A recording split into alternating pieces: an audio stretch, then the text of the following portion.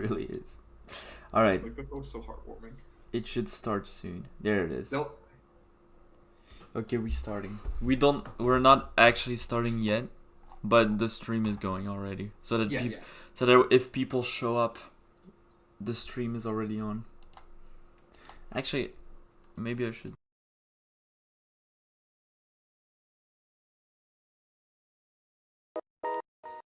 Watching haters wonder why can't be no got the game, half-tied Vicky, all she wanna do is bang, got her hair done, French braids, now she ASAP. You know, so insensitive, she asking why you say that. I'm chillin', real nigga feelin', rich kid asshole, paint me as a villain. Still spittin' that cash flow, DJ Khaled. I got penthouse on both coasts, PH balance. Real nigga, I rep those. Why though? Cause I said so. Get deep in that Pepto. I got 5 on. Oh man, there's 5 people. I don't know why I'm anxious. Okay. Hello everyone. Welcome to the stream. Today's another podcast with a very special guest today, Ark. Hi. Glad to be here. So today we're going to take a deeper dive into emotions and like what do they actually mean, if that's okay with you, Ark. Yep, I mean, for people in the chat, that's kind of what I do for a living, so that's why I'm like extra excited to talk about this, because I think there's a lot of insight to be gained. Alright. Where should we start? Well, since you call this the Sadness Podcast, so if it's okay with you, Ku, I was actually going to ask you a question. Sure. So, what inspired you to create a podcast like this, specifically in the VTuber community? Well, to put it simply, I love people who are positive. They are beacons of light in a grim world, and they constantly try to do their best, and they constantly try to like keep everything clean and like happy. But those people are often like, they often go through burnout. Like they often because it's not natural to be happy all the time, but they try to not be happy all the time. They try to make other people around them happy by being happy all the time. So they're like mining themselves so that other people can be happy. So the idea behind my podcast is to do completely the opposite. Instead of holding everyone, like instead of holding those baggage on your back, for one podcast, you just lay everything down, and you just let reality be what it actually is. Because it's okay to be sad. Like it's not a bad thing, and I understand why people don't want to be sad. Like that's completely understandable, and that's why I want to give people a place where they can actually be sad and like it's allowed, if that makes sense. No, that makes a lot of sense, and I think that's kind of cool because I know this community is very positive. It's very positive and very wholesome all around. Yeah, everyone's really pink with cupcakes and all of that. So I think it needs a fair balance somewhere. And I think it also kind of opens up the community to, or not just the VTuber community, just everybody in general, to kind of be open with their feelings. Because I know there's a lot of people who kind of want to have like this brand name facade, you know what I mean? Where it's like you said, everything's like rainbows and cupcakes and sunshine, but we all know that's not how humans function. Yeah, exactly. It makes sense that they're doing that, because it's like, if you go watch a stream, it's not to be in real life where everything's garbage. It's like you want something from people, and often it's like something positive. So this is more like, I'd say this is more targeted towards people who are happy. Like ironically, this podcast about sadness and depression is targeted towards people who are happy, to like tell them, I know what you're going through. You don't have to tell me, but everyone is going through it and you're not by yourself without needing them to actually like break down, if that makes sense. It's like It does make sense. it's like a how do you say, a beacon of like sadness. So that's why I started this podcast, and that's why I think it's very important. Hello, It's a Guardian. place where it's okay to be sad, Yeah, exactly. and it validates the sadness that people may or may not be hiding from us. Yeah. Yeah, exactly. Yeah, I like that a lot, actually. It's very unique too, because you don't really see that very often, and it makes me happy to know that this is more than, say, people co-ruminating over what makes them sad, because Yeah. you want this to be cathartic. Yeah, exactly. I want this. I don't want this to just be like us marinating in the fact that we're miserable, because I already do that all the time. I want this podcast to be about like the possibility of things getting better. Like and I think that's like kind of ironic, because at first sight you see the podcast, and most people that I have talked about with them about this, the first thing that they've told me is like, you shouldn't make something that's based around sadness, because in their mind it's like everyone's miserable on the podcast and no one's having fun, instead of you are allowed to feel on this podcast. Go ahead, no one's gonna judge you. There it is. Very, very validating for everyone who feels that way. Exactly. I also wanted to say, I didn't do it yet because I'm lazy and I'm fixing a roof for like a week. I wanted to set up a anonymous question, and like, so That'd be a good idea. yeah, people can send their how they feel or their question anonymously, and we would like look at them during the stream, or how they feel, because I do understand that some people don't want to publicly share how they're feeling deep inside, which is okay, but it does feel nice to just sometimes just say it out loud, like I feel this way because of this, without fearing that anyone's gonna tell you anything about it. Is what I want. Is what most people need also, I think. You fit in with your VTuber model's Sona a little bit. This society, dare I say, likes to pretend that things like sadness and anger don't really exist. Yeah. Well, they don't pretend it doesn't exist, I should say. They downplay it. 'Cause Yeah. it's a very strength-based thing, and it's like weakness is something they don't want you to show. When in reality, it's like you need to show that if you need to get any better. Exactly. Feelings have always been something that we completely disregard. I think that's like a big pattern in human society, that we just decide anything that's not like mathematically perfect should not be looked at, in a way. It's like you should look at a human based on his action without taking in how to say, it's hard to explain exactly, but like you don't look at his emotion. He should be a human like everyone else. If it's like, No, that makes sense, and I'm looking at it from like a sociological perspective, going back to like how industrialized and efficiency focused everything is in terms of like work ethic and yeah, what you're expected to do. Like you go, like I remember a few streams ago you were playing that Nightmare Retail game. Do you remember that? That was Yeah. fun. I So love that game. That was such an accurate depiction of what it's like to work retail.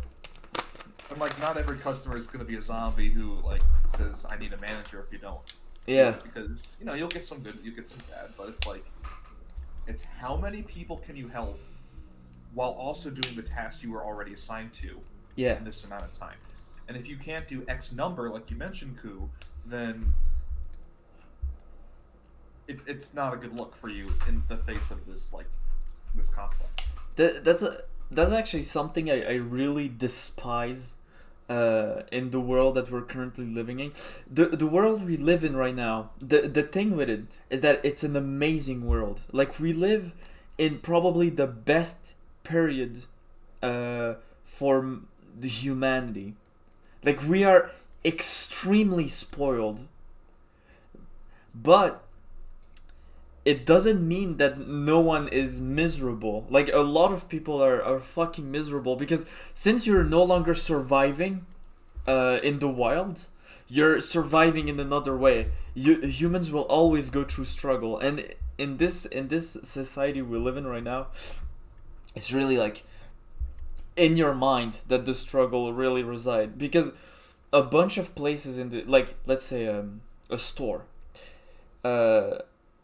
so sometimes the worker in the store are not seen as actual humans with emotions. They're seen like as like a servant, like a part of the store instead of an actual human with emotion. So for most people, they, like, in their mind is like, this person works in this store, so this person must know everything about everything in this store because he's just part of it, instead of it just being like, he's a teenager that works there. And like, if a teenager makes a mistake, it's the entire store that's at fault. It's not that one worker. So Yeah. so it's like, it's you water down what humans actually are to the point where they're just parts of a bigger thing. And it goes up and up and up and up until you reach points where you have certain companies that are so massive that they're their own organism at that point. They're no longer, like, you don't see humans. Like, let's say when a big company does something horrible to the world, like they destroy a forest, or they use illegal workers or sweatshop and all of that. Like, you don't have a big sociopath that's at the top being like, we are going to destroy this forest to make more profit. That's not it. That's like, there's so many people working that there's just no emotion. It's its own thing at that point. It's just a company. You cannot fault the people that are inside because the decision is being taken by so many people that just don't see what they're doing. It becomes a collectivist thing at that point. Yeah, and that mentality really affects pretty much everything around us at this point, because we're starting to build things that are bigger than anything we could ever be as human. And the more human you have into something, the more perfect it becomes. And when it comes to a company, being perfect means destroying everything that's in your way to make profit. That's what a perfect company is.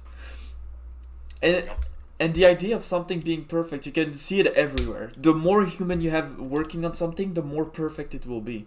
That's how people used to build gigantic churches at the time without any machinery. It's by having so many people work on it, it's just that perfect. It's just like something that goes hand in hand with everything, and we suffer from it immensely.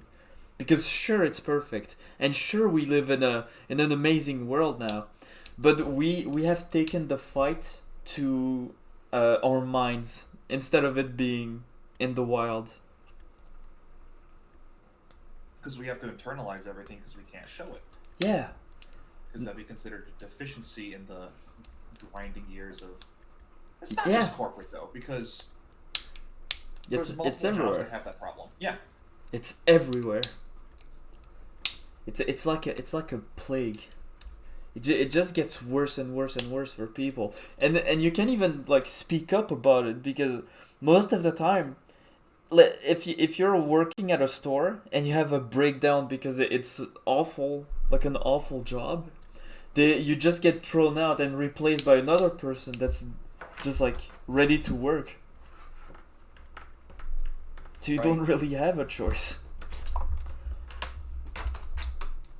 I think that, it depends on like what job you wind up taking with that, because that's big picture. So Yeah. I definitely worked when I was in college, and I hope you don't mind if I'm telling some anecdotes now. Now go ahead. So when I worked 2 retail jobs during summers in college, and that kind of showed me enough. And it was just like 3 months each, which really isn't that big of a deal. But like in those 3 months, you're just doing so much. Yeah. And there's like a couple people who will like, they'll treat you fairly, they'll be nice, but then it's like a lot of customers and a lot of the other coworkers there. It's just like you're not doing X, Y, and Z, therefore you're devalued as a person. Yeah. You're not a perfect part of the perfect store, so you're not allowed to be here. Yeah. And it was just like, and I was just like, well, I think, if we're going to keep this, and I think there should be a whole overhaul of how we view things like that. But it's like, at that point, I think that everyone should probably have some experience working in a position like that, just so they can gain empathy for other people that do later down the line. Exactly. So I don't know, Ku, if you've been, well, okay, I don't think anybody's been in like a big restaurant recently. I know I haven't, but you can tell the difference between somebody who's like a person who has worked in a restaurant before versus somebody who's not, just based on how they treat the waiter. Yeah, I've seen some. For me, I have always treated more every worker. I think that's because of where I come. Because I come from not a very, how to say it, like from a working class family is what I mean. Right. So I understand that it's not easy for anyone this world, but sometimes when I go to certain places, they talk to workers, like even when they're just like doing construction work outside, they talk to them like they're not human, like they're some kind of machine that's supposed to do its job and nothing else. It really feels like people don't actually see the fact that you're talking to another person that has a name, that has a family, that needs money to live its life. Thought of why that might be happening on a bigger scale is because those people, they're usually coming in on their time off from the job that they just worked. Yeah. So it's kind of like this cycle where everyone's kind of treating each other less than great because they all had a similar experience. That would be like a pyramid of like you're having a horrible time. It's like all the way at the top you have the boss that can do whatever he wants to do, like a CEO of a company. And then you go down, and every time is like someone that has a horrible time at work. And then all the way down you have essential workers, like retail workers. And they're the one that eats the most horrible shit. But I wanna go back on your point that was everyone needs to work a retail job to see how it actually is. I wanted to ask you this question. Do you think that in some cases trauma is good? Like it can be a good experience for your overall well-being? Can I? What? You cut off. Like, oh, can you elaborate more on that? Like, so what do you mean is trauma? Or so, can it be good? Excuse me. So the goal of humanity was always to have a better deal in this world. It's like working to build things so that our kids will have a better time than we did. But if you have nothing bad ever happen to you, you grow into a fully matured child. And you're just not mature or equipped to deal with anything bad that has ever happened to you. That could ever happen to you, I mean. So, some people, like let's say, a person that grows in a poor family, he knows how bad things are because he has a horrible time as a child. But he grows up to become a doctor, and he is a doctor because he wants things to be better for him and his family. Is that a good thing that he was born poor? Because it allowed him. Does the end justify the mean? But in terms of trauma, I'd say, or like bad experience, actually. Okay, so I don't know if this is nitpicking or not, but I don't know if trauma would be the right word there. Yeah, Because though it's probably not the right word, honestly. okay, because when I think trauma now, I'm going very much into my clinical background. Yeah. I think like trauma is like something like somebody watched somebody die right in front of their face, or they had like some abuse situation as a child, or in like an Yeah. abusive relationship. That's what I think about when I think of trauma. So I think, and correct me if I'm wrong, Ku, I think what you're describing is having adversity and challenges and also being able to overcome them. So in your situation, you had like this person from a less affluent family with less resources available that grows up and becomes this great doctor, but that also means they had the resilience to overcome those challenges, and they must have had some type of support to overcome those challenges. Yeah. Do you think people like they're born differently than others? Like In a sense. you have a person is born and they are inside of them they have more resilience, or do you think resilience is something that comes with experience? It's both. It's both. I definitely think it's both. That's Because been I look at something that's like and this comes up in my job a lot, where somebody has undiagnosed bipolar disorder. That is a very, very genetic condition. And they usually don't know it until they probably hit around the mid-teens age. And then it just kind of slams them like a truck, something really bad. Like something happens that's completely out of the ordinary, and they respond to it, and it's like, well, at first we thought you maybe had ADHD or you just had a minor bout of depression. It's like, no, you actually have something that requires medication or more intense therapy. That's something they're born with. Yeah. However, I also think that depending on that person's upbringing and the conditions that they were born with, they might be more resilient to deal with this genetic mental health condition. Where it's like if they have a supportive family, they have like at least one parent who's there for them all the time, they have a good friend group, they have support at school or wherever they are, I think that significantly reduces the risk of, some more dire consequences later down the line. So that's why I think it's both. I see. So you can be born with illnesses that can like affect you down the line. Or born with a predisposition to those illnesses at the Yeah. very least. I do see that. It does make sense that if you can be born with a certain mental illness, that you could also be born with like a better capacity to deal with stuff by yourself. But it's also, if you can grow your own like willpower and your own resilience, then does that mean that we should like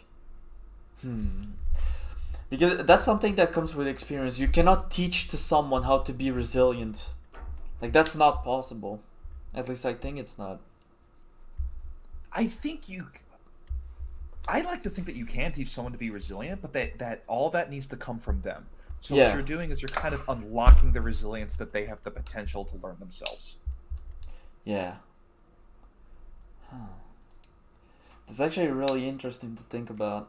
Like you can be born with no willpower and then build it by yourself, and you can be born with a lot of willpower and just like go through life. Because there was this one experience, I don't know if you know about it, but it was they put a marshmallow in front of kids. Oh yeah, Yeah. I do know this one. Yeah, and they're like, don't eat the marshmallow, and in 5 minutes you get a second one. Oh, I love this experiment so much. I It's love so that cute. experience too. The Like, video's so funny too. yeah, some just grab it and eat it instantly.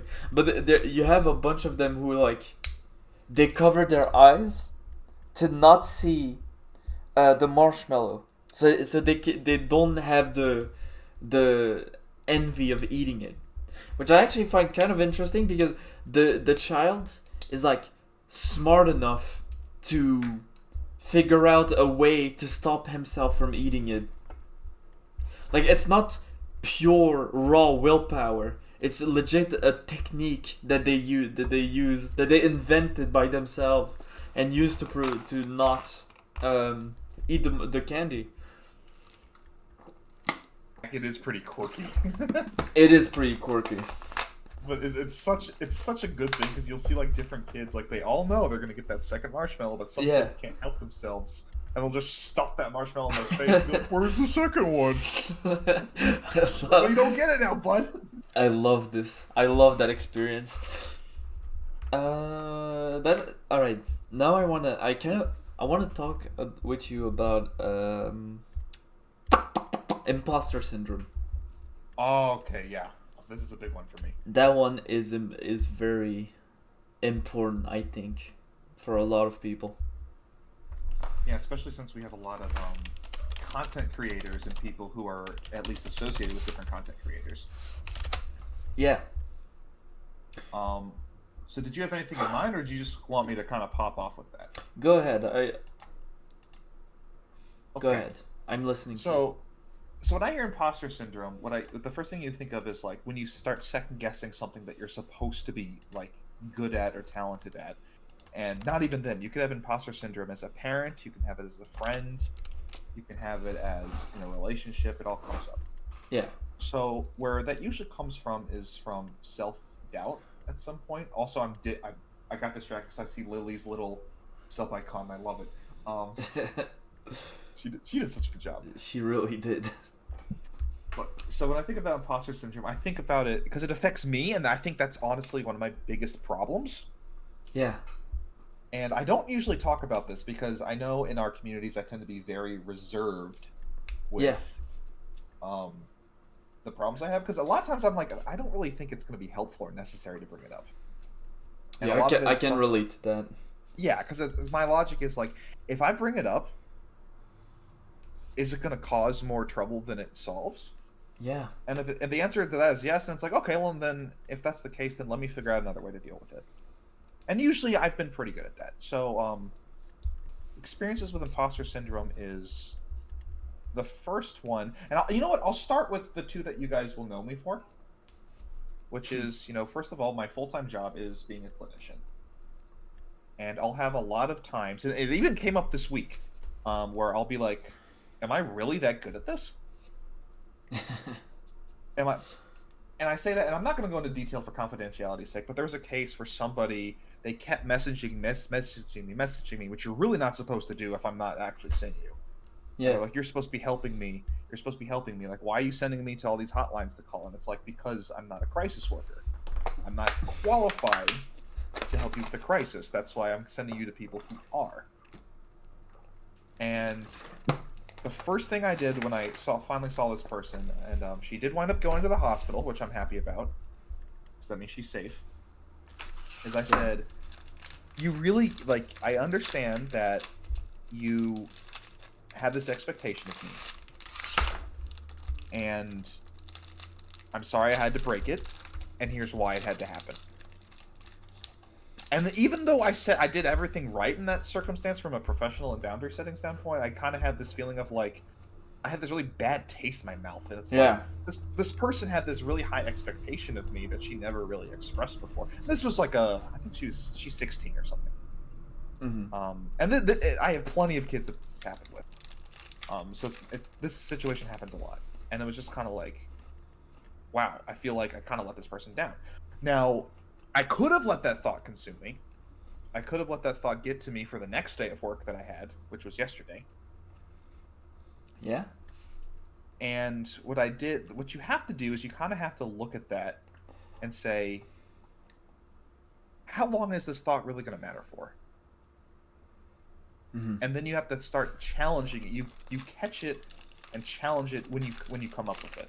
So if you have this moment of self-doubt, you kind of have to know yourself well enough. And I think everyone's like, oh, you got to challenge your thoughts. No, I don't think that's the first thing you start with. You have to know yourself. You cannot lie to yourself, which I think a lot of people do, especially younger people. Mm-hmm. You have to know yourself well enough to say, this is a thought that bothers me and it gets me nowhere. Yeah. Do you, what's the difference between the virtue of not like of being humble. What's the difference between the virtue of being humble and imposter syndrome? That's a great question, actually, too. So, I think you can still be confident in yourself and still be humble. Yeah. I definitely think there's that balance to be had. Because Yeah. no one wants to be an arrogant asshole, okay?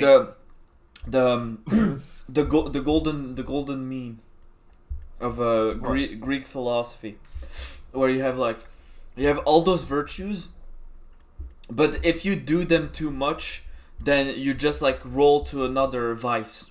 You're like two vice and then one virtue in the middle, and being humble is one of them, because there's like a balance between being humble, which is what you want to be, and then just criticizing everything you do and like being not confident in yourself, and being overconfident, which is also bad. There's like Right. a just balance that I'm pretty sure is like the hardest one to achieve, because at what point do you do something that you can be proud of?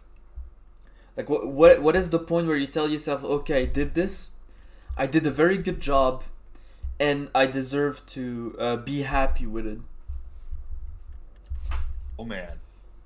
That actually transitions to a point I wanted to bring up, Ku, so I'm really glad you said that specifically. Like, how do you know what you're proud of? Yeah. And here's the really hard thing, especially when you're a content creator like we are, and I know this is like a side thing for me, it's going to be a main thing for you, which is awesome, and so many of our friends, that's like their main thing. I hope. What do you hope? That it becomes a main thing for me. I think it will. I like Yeah. what we got going on. Yeah. It'll take off. You've already made the steps to doing that, and I think you should be proud of yourself. And like you just said. So, what's the example I wanted to give? I think about, when did this happen? This was maybe a month or two ago. So if you guys remember, I was making that music for Vivi because I wanted to congratulate her on beating some of her milestones. That process took me 3 weeks because I rewrote the second half of that, I think a grand total of 4 times. Mm-hmm. And when I was on the third time, I'm not gonna lie to you guys, I was beating the shit out of myself mentally. Like, it was, and like, I honestly, like, wasn't that big of a deal in the grand scheme of things, but to me in that moment, it was just sort of like, I was like, this needs to be great. This is for somebody else. This is like what I'm trying to do. And I had just like this terrible afternoon of just like fighting myself, of just like, why am I putting so much stock into my value as a person, as a friend, as a person that other people are going to see, into like this one project? Like, why does this need to be perfect? Yeah. And I came out, and the thing is, this was a fight with myself that I actually won, which I don't know how. Like, in hindsight, I'm trying to figure out how that happened. So I came out like maybe 2 or 3 hours after this, just struggling to get through it. And I think it came to a point where it's like, I need to just let go of this for a little bit. And a lot of people think that like fighting's the answer. So let me ask you, Ku, Tunnel Chad, vision. have you guys heard the finger trap analogy? With your thoughts? The finger. I haven't heard of it, but based on what a finger trap is, I'm pretty sure it's like if you do like the harder you try, it's impossible, and you need to actually like let go. Is that what? Yes, that's it. So Max said he hasn't heard of it. So that's actually very close. So when you put on a Chinese finger trap, if you pull away from it, that's fighting. The more you pull, the more stuck you get. Yeah. The more you relax your fingers, you can just kind of slip it off with your other fingers. Mm-hmm. And it's like, that's what you got to do with your thoughts. So I don't want to say I wasted this time because I learned something about myself. Is that I spent like these 2 to 3 hours just like at my desk, like figuring like, why is nothing I'm doing working musically? And then it kind of down spiraled into like, no one's going to like this. I need this to be good. I want this to come out in an appropriate time. Yeah. You know, because I want this to, like, I want at least like Vivi to appreciate this, and I want everyone else to appreciate it. Yeah. You know, and like this is like something that thought was going to be fun, and then it wasn't for those 2 to 3 hours. So once I just stopped and said, like, you know what, I'm gonna get up, I'm gonna leave my desk, I'm gonna walk around. I came back, and the next day I finished the whole thing. Yeah. I can definitely relate to that. Oh, do you have a story? I want to hear it. I have a bunch of stories in the exact same vein, and most of them don't actually end up being good, because and that's okay though. I come up with like 1 trillion ideas a day for a lot of stuff that I want to talk about and that I want to do and that I want to create, and most of the time I have this like perfect image, but it's not an actual image. It's like completely blurry. It's like an idea of what the thing should be like, right? So I have this perfect idea of what the thing should be, and then I try to make it, and of course it's not going to be the same way that it's in my head, because in my head it's like all blurry. Like if it's a drawing, I will just see like the shapes, and I will be upset if it's not exactly the same, right? Right. And whenever that happens, most of the time, I just try and try, and then it doesn't work, so I just delete everything and give up, and then forget about the idea completely. Like it happens with a bunch of books that I try to write, where I reread I write maybe like 10 pages of the book. I go through them. Thanks for hanging out, Guardian. I'll see you later, man. So I try I read them again, and then I'm like, I don't feel the way I want to feel when reading those pages. I delete everything, I give up on the book, and I just forget about it. And that's like something that constantly happens. And whenever I work on a project, and I really have to like force myself to do it, and even when I finish it, I have to force myself to actually show it to people, because most of the time I'm just like, I finished the project, but why even show it to someone, because it's bad. It's not the way I wanted it to be. It's not what you idealized. Yeah. And it's like really a big struggle that if it's not perfect, why even try to do something? Because it's never gonna be perfect. Nothing is perfect. But yeah, if nothing is perfect, why even bother doing anything? That's one of the things that I'm constantly stuck on. So that and I hear you out there, Koo, because I feel the same way a lot, but I think there needs to come, and this is of course very much easier said than done. So yeah. I'm not saying just think this way, because no, but nothing works that easy. Yeah.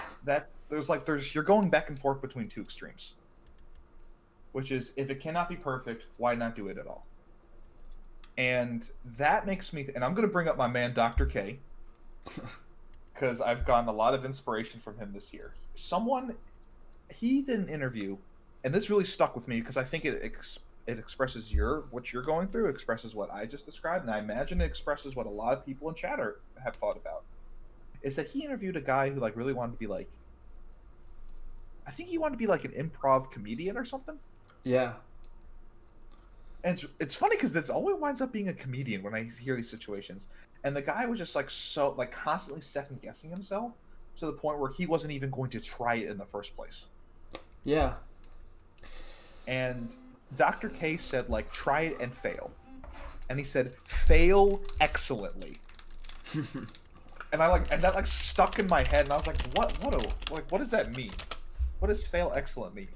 He's like, you're going to try it, it's going to be awful because it's your first time doing it, and you know what you're going to do, you're going to try it again the next day, and you're going to do it because you like it. Yeah. Because it's something that you care about. I think I actually saw that video. That's such a good video. It is. Great. He's goals. He's who I want to be. He's amazing. He really is. He also, that kind of goes in the same vein of a topic this is not quite the same thing, but it does apply to some it might come up at some point because that applies to people like the incel community Yeah. and with parasocial relationships especially, which on Twitch that's a big deal.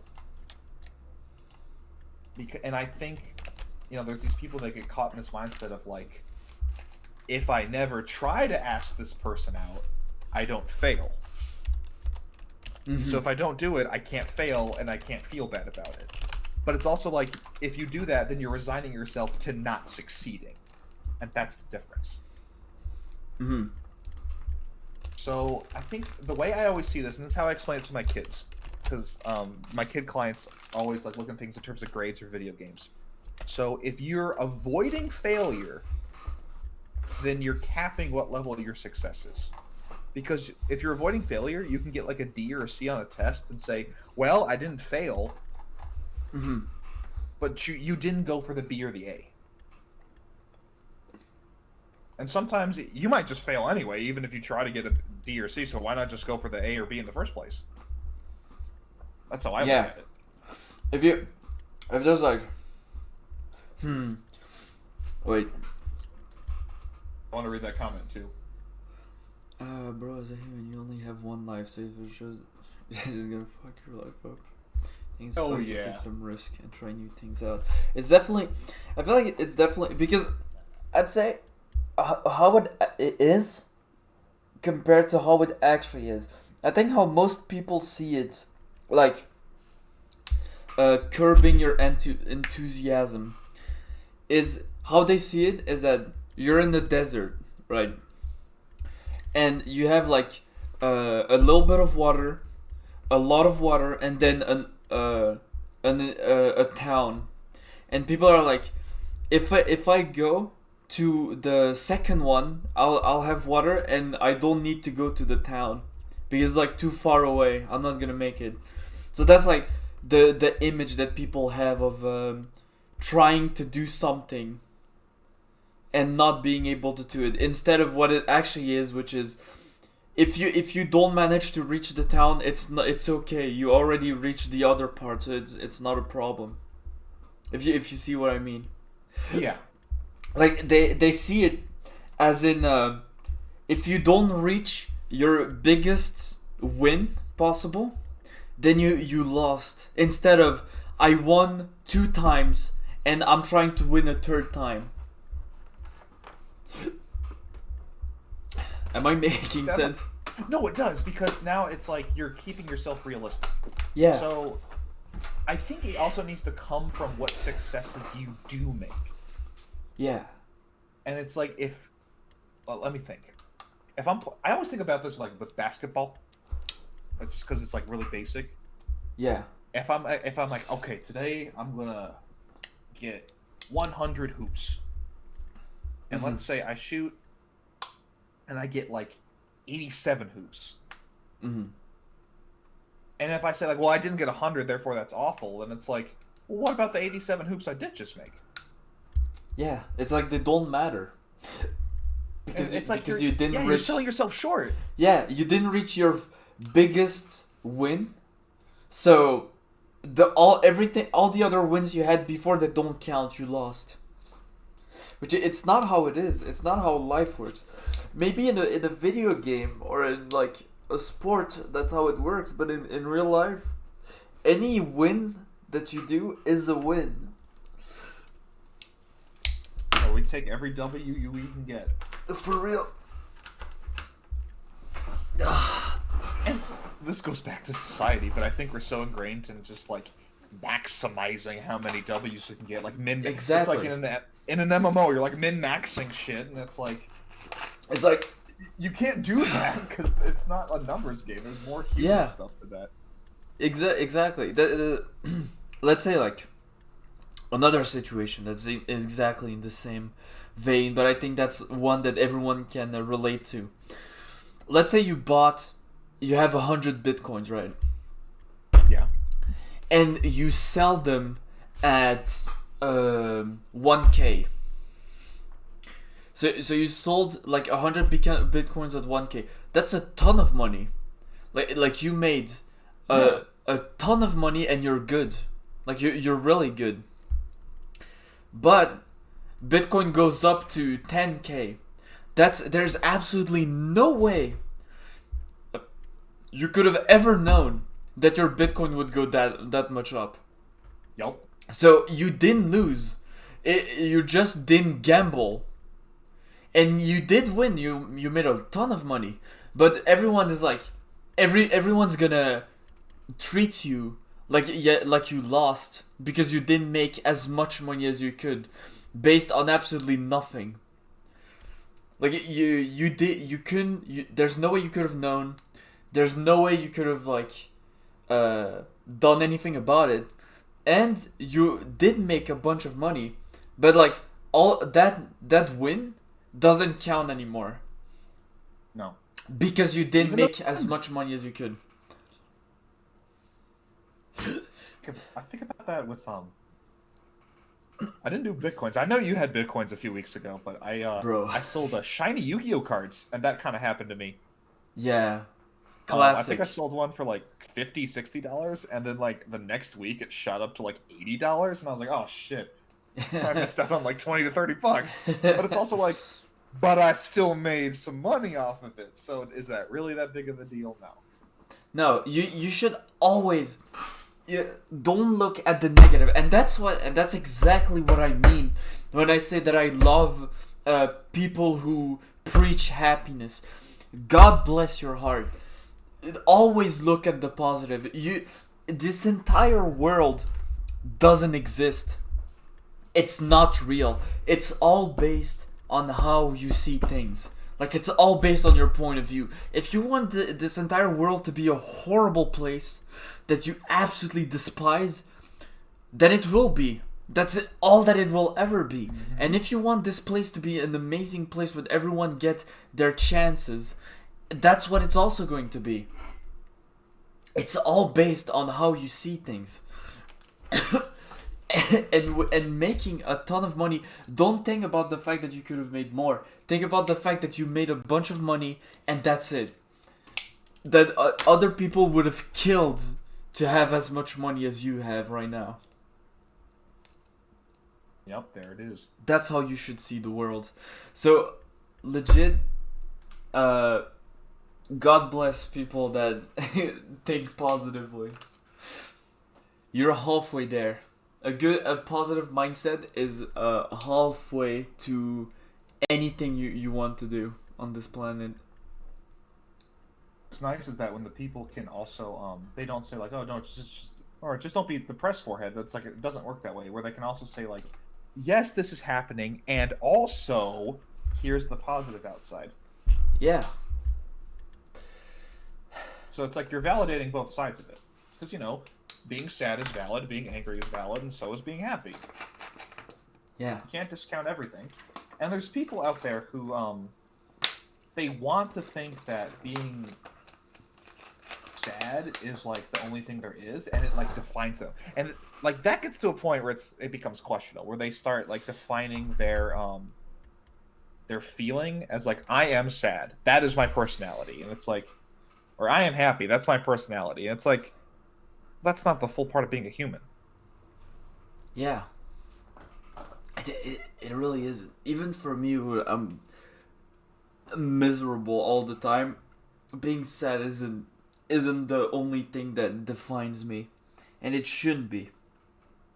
You shouldn't let your emotion define what kind of person you are. They're part of it, yes, but they're not all of it.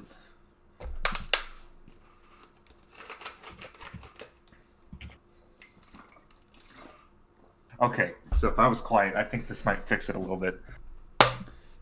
Here we go. Alright. This might be a little louder. It's good for me. I hope it's good for the stream too. Well, we'll see in the VOD.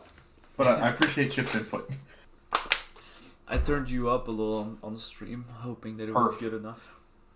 So, thank you. Appreciate the feedback, Chip. That helps. It's perfect. Quality. It's perfect. Counsel of quality. Well, cool. I know you say you're miserable all the time, but I see you out there and just I think there's a lot of enthusiasm you have. Yeah. For your own potential and for other creators that you also see the positives and their potential. Yeah. And that's contagious, man. Here's how I see it. I've said that a lot, but the emotion, like enthusiasm and hope and all those emotion in this vein, they grow in any mindset. You can be the most miserable person on this planet, like even worse than me. Hope doesn't care about that, because hope doesn't need any kind of like good emotion to back it up, and enthusiasm either, because it's like in the future it's gonna get better, and that's all. That's all there is to it. Even if it doesn't get better, then it's gonna get better later. And Right. you don't need to be a happy person to be hopeful for the future. It's like an independent feel. I often compare it to poppies. You know the flower poppy? Flower puppy? Yeah, the I flower don't think I do. poppies. Oh! Yeah. Actually, no, I don't think I know that. Wait, poppies. It's with a P-O... Yeah, they're flowers, right? Yeah, they're red flowers. Those flowers, they were called... I'm pretty sure it's this flower, but I might be wrong. They were called the flower of war. Because in World War One, after they had bombed everything, because that's when they used to really bomb each other really badly. After they had bombed everything, poppies started to grow everywhere. Because they are low flowers that are in the soil, and when you turn the soil, they just grow instantly, like in the middle of a battlefield. Because like, and I compare hope to that, because it's like a flower that can grow in the middle of a battlefield. Right. And there's like, that's what hope is. It's a good feeling that grows in the middle of all the bad feelings.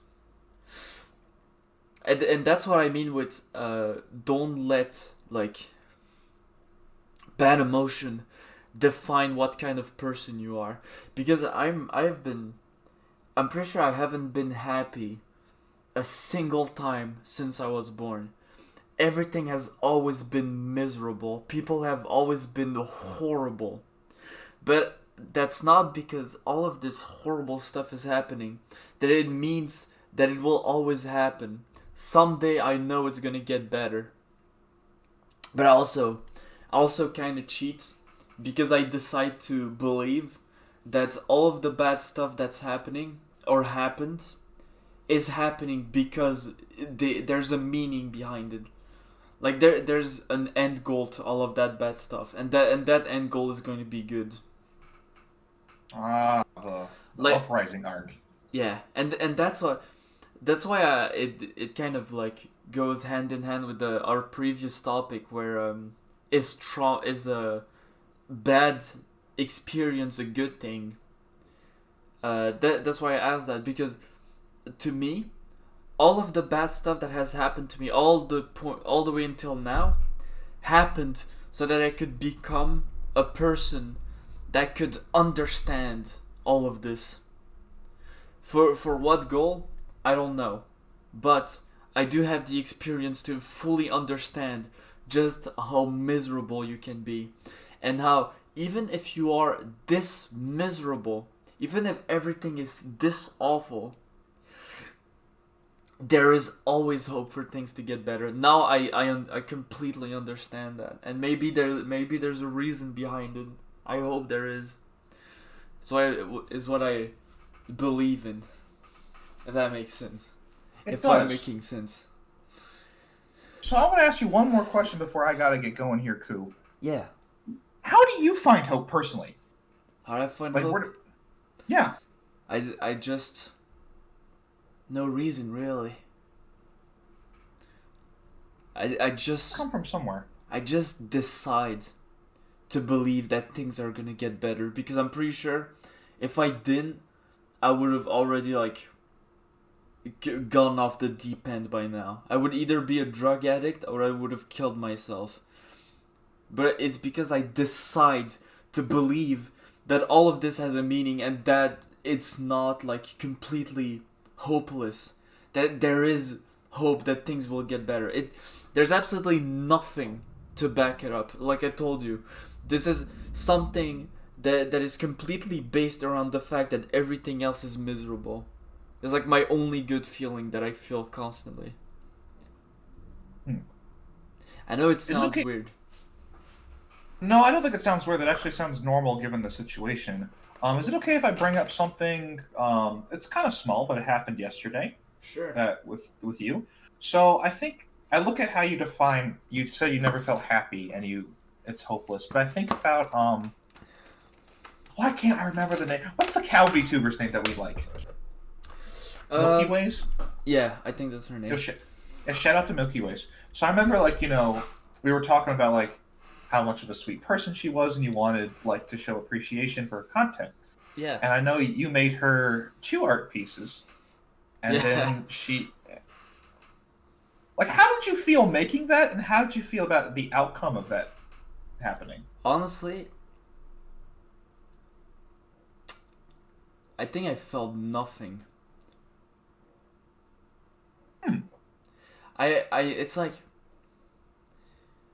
I know I should be happy, but I think I'm still kind of numb to it, because it was like, what, a year ago?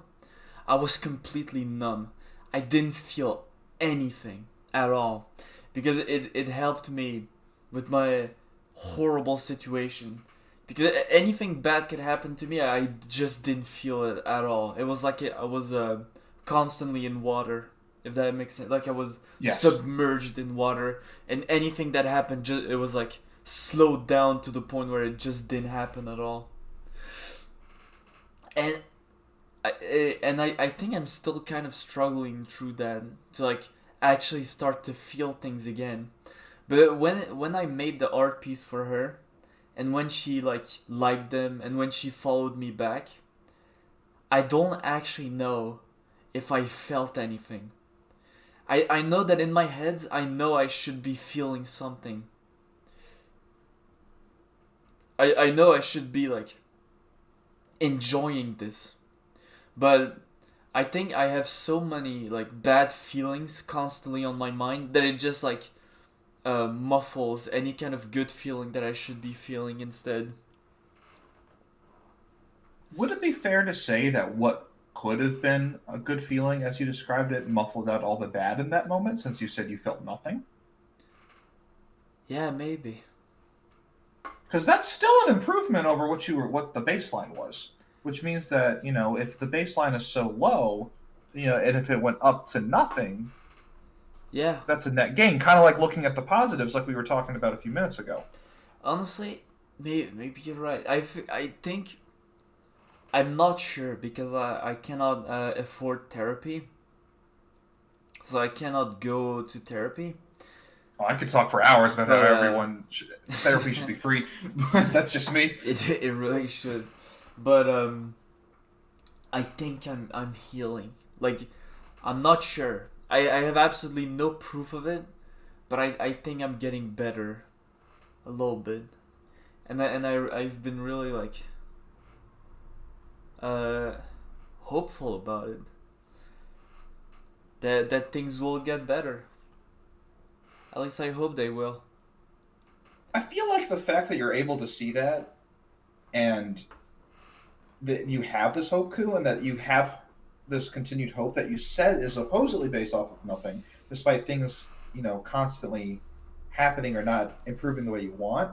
And then for you to be able to kind of have this realization that there has been like subtle improvements, I think that says a lot more than you think it does about hope. So there's a reason to have it. Yeah, there is a what I like the idea of hope being allowed to grow, even if it doesn't have a reason to grow. Because being hopeful is like, it doesn't cost you anything. You don't even need to prove, like, it's not an investment, and then if things don't get better, you get hurt. Hope is really like, it's a, I'd say, a free good feeling. You're allowed to feel it, you're allowed to think about it, you're allowed to talk about it with people without needing it to be backed up by anything, and that I really like. That's why hope is something that's like in the middle of this podcast that I'm trying to start. Because in my opinion, hope is hope is a extremely important feeling that everyone should be allowed to feel. I agree. And I'm starting to. I just thought of this really cheesy catchphrase in my head. If there's hope for Koo, there's hope for you. Dude. Things will get better. I'm actually going to write this down. Oh, please, okay, please do. I'm glad you liked it because I was like, oh man, this is either gonna be super cheesy or he's gonna like it. I'm gonna download this VOD and upload it with this catchphrase as a title. Oh man, do you need to be going? I do. The reason I need to go is because I promised someone I haven't seen in a while I was going to get ice cream with them. It's alright, man. Thanks for showing up to this stream, man. I really appreciate it. No, great, Koopfib. I really appreciate this. This was a lot of fun. And maybe I'll be on again in the future. We'll see. I hope. Okay, well, appreciate you. Appreciate the content. Appreciate everyone for being here. And I'll catch you guys in a few. Bye, Ark. Have a good day, dude. You too, man. Alright, fellas. I hope you liked the stream. I'm going to be stopping it now because I'm extremely tired. I've been working on fixing a roof the entire day. I hope you guys enjoyed the very first episode of a podcast that wasn't complete scuffed and bad. I hope you guys show up to the next podcast. I'm gonna try to find another guest or maybe try to invite Ark on again.